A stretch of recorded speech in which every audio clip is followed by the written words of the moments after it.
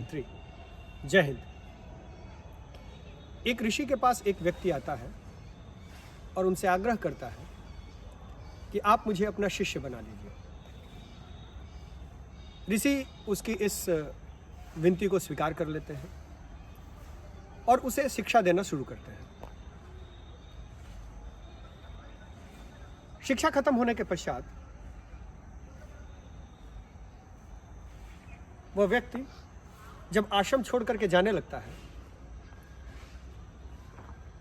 तो अपने गुरु से पूछता है कि मैं आपको गुरुदक्षिणा के रूप में क्या दूं। ऋषि उससे कहते हैं कि इस पूरी पृथ्वी पर तुम्हें जो सबसे बेकार और निरर्थक वस्तु लगे मुझे गुरुदक्षिणा के रूप में वही दे दो। वो व्यक्ति आश्रम से निकलता है और आश्रम से निकलने के पश्चात जैसे ही थोड़ी दूर पर आगे कदम बढ़ाता है उसे अचानक एक ख्याल आता है कि क्यों ना निरर्थक वस्तु के रूप में मैं मिट्टी ही ले जाकर के अपने गुरु को दे दूं। जैसे ही वो मिट्टी उठाता है मिट्टी के अंदर से एक आवाज आती है कि रे मूर्ख, तू मुझे निरर्थक और बेकार वस्तु समझने की भूल कर रहा है।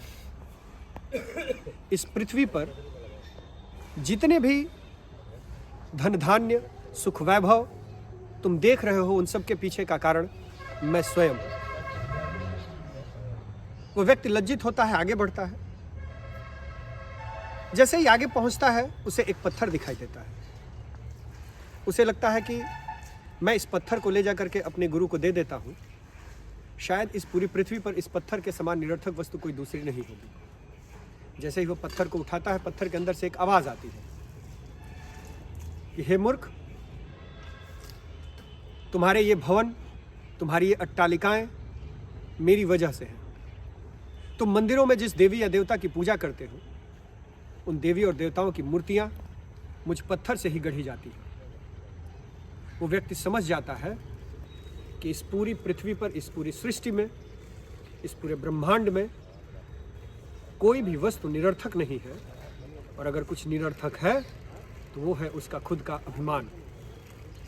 वो अपने गुरु के पास पहुंचता है और कहता है कि गुरुदेव, अब मैं आपकी दी गई शिक्षा का सही अर्थ जान गया हूं और मैं जान गया हूं कि इस पूरी पृथ्वी पर मेरा घमंड, मेरा अभिमान वह निरर्थक वस्तु है जिसे मैं आपके चरणों में समर्पित करना चाहता हूं। ऋषि उसकी बात को सुनकर के मुस्कुराते हैं और कहते हैं कि आज तुम्हें शिक्षा देना मेरा सफल हो गया।